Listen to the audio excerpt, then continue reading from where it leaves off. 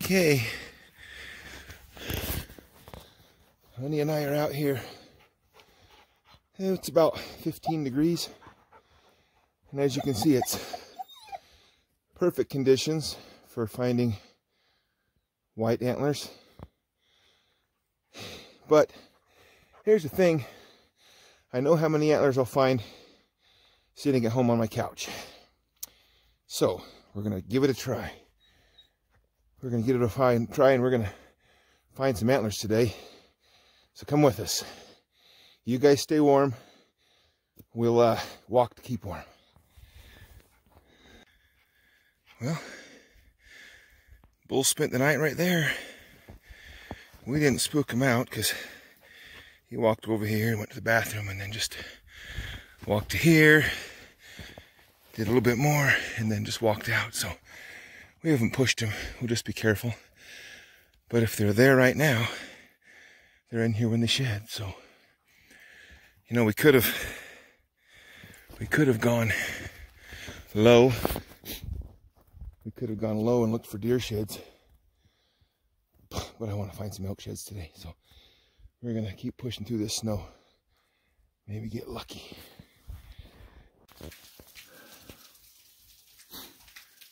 I'm a little bit torn as to whether or not to show you this.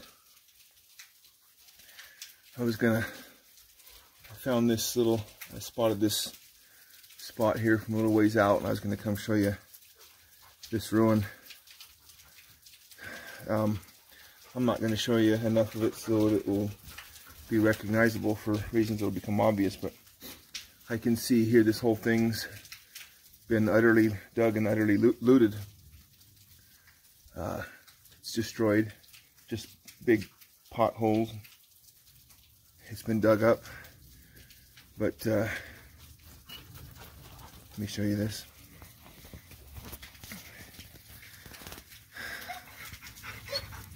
That's you guys know what that is. That's a human femur. I'm gonna bury it, and then I'm gonna get out of here. And let's go hope we can find some antlers.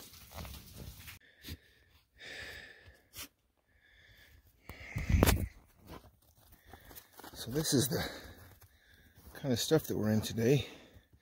So I wanted to spend a minute.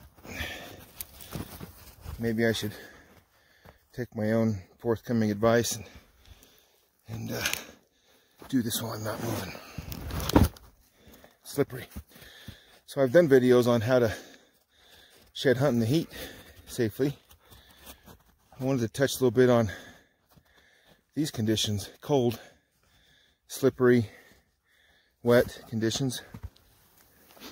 I didn't tell you guys, but last week when I found that big set of elk sheds, right after I glassed it up and I headed across after it, I stepped out onto a big rock. Rock shot out from underneath me. I fell, hit my elbow, landed on my wrist. And I thought for about a day I'd broke my wrist. And it's not broken, thankfully, but just strained it. But it reminded me, just some of the tips here. You got to devote more of your attention to what you're doing with your feet and that stuff. Every step has to be taken cautiously on stuff like this, especially where there's, you know, if I went straight from my feet to the ground and it hurt, imagine going 20 feet down here to the bottom.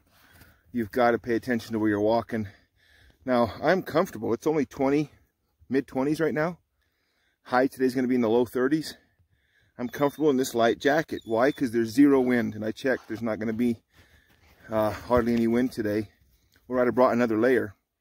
I can take this layer off. The sun's bright and no wind at all, so I'm actually comfortable. Where if there was a 15, 20, 25 mile an hour wind, this would be miserable. This would be rotten, and you almost can't dress warm enough to get out of heavy winds. It'll just suck the heat out of you.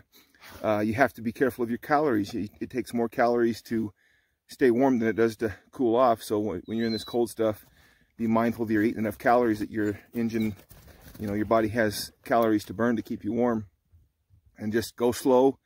You know, one step out here, one wrong step, and I'm out in the middle of nowhere with a broken leg, broken head, broken back, you know, so it's high risk comparatively. So I'm not taking that lightly. I'm just now getting into the area that I think I might get into some elk sheds, hoping any minute to walk up on one. We might not, but it'll be fun if we do. You know, like I said, I wouldn't find any on my couch, and I wouldn't be getting the exercise, and I wouldn't be out here just enjoying. The mountain out there is just covered in snow, and I love it. Wish I could show you, but I can't. Anyway, let's see if we can get on something. That one just got up, maybe they both will.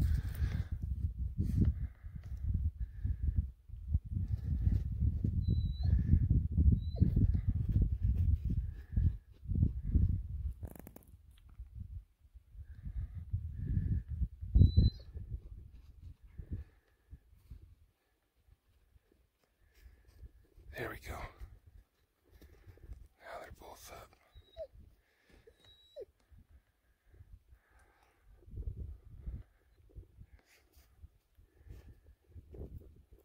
There we go.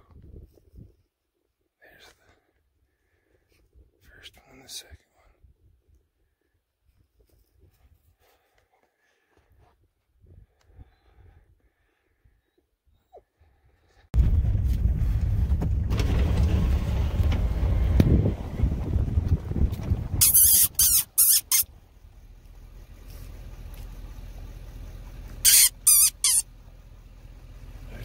Typical right there.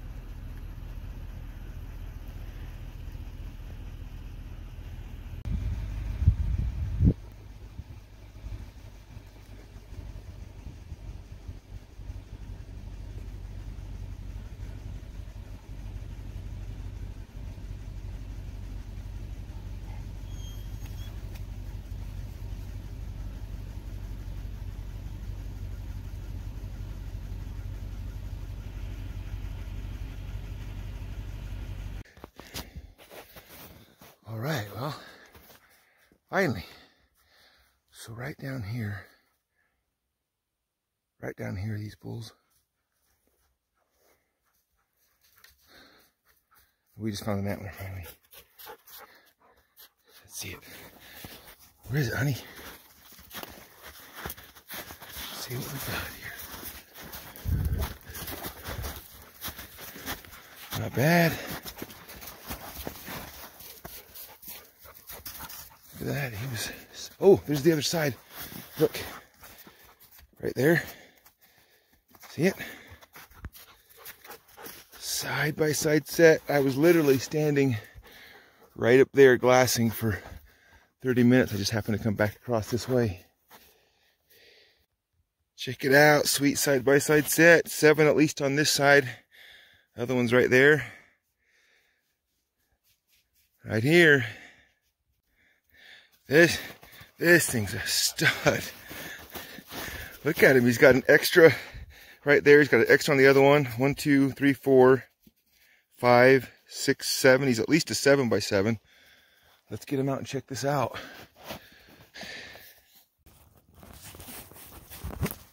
What is it, honey?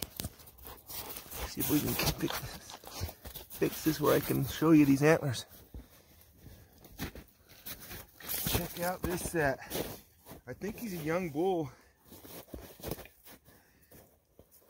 Young bull, just, so he's got that extra right there. So 1, 2, 3, 4, 5, 6, 7 on this side. He's got the extra on his 4th right here, 7 on this side.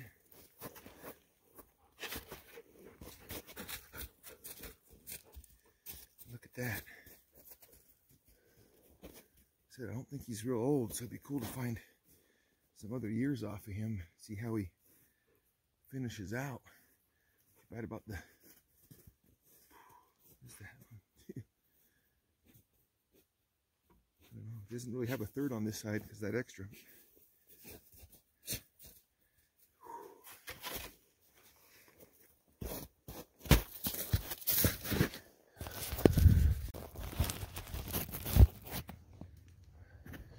Let's see if I can get you a better look at it. It's hard. I apologize. This is so steep. But I'm having a tough time getting the camera set up in a spot where I can show them to you. I think you should be able to see him there. Like I said, he's a cool bull. I would like to see next year off of him, and the year after that. This is at least 3, maybe 4 years old. So, like I said, I know how many antlers I'd find if I was sitting at home. Always worth being out.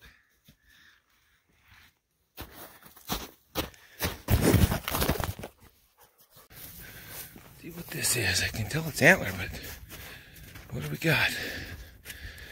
Oh, busted beam. Big, heavy bull. Good girl, honey. Get it. Bring it here. Bring it here. Get it. Good girl. Good girl. Bring it here. There you go. Bring it here. Good dog. Good dog. Good girl. Good girl. Yeah, big old heavy bull. I wonder where the rest of it is. Busted off right here on this bench. Hoping to stumble onto something else before I get to the top and head back down to the truck.